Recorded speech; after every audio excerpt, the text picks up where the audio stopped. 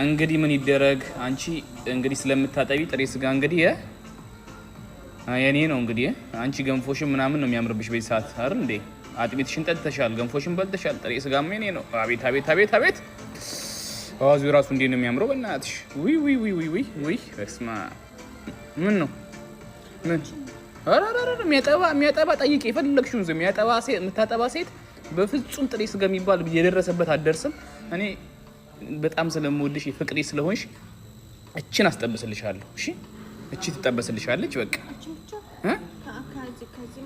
ምን አረ ቆንጆ ቆይ አንዴ እንደው አቤት አቤት አቤት አቤት አቤት አቤት እንዴ አንቺ እንዴ ነው ደስ የሚለው ጥሬ ስጋው።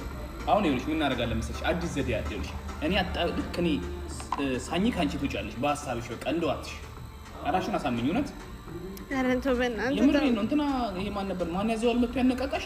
አይ ግን እኮ የምታጠባ ሴት አትበላም ያለው ማን ነው? ሁለት ልጉራስ እሺ ሁለት ከስች እችን አስጠብስልሻለሁ። ወይኔ ያራሷ ታንሳለሽ። ቆንጆ ሽሮ ነው ማለት እኔ ሽሮ አልበላም እንደውም ተው ይቅርብኝ አልበላም ብላ ለራስክ። እኔ እኮ ለምን መጣው እንደውም ተው ሄድልሃለሁ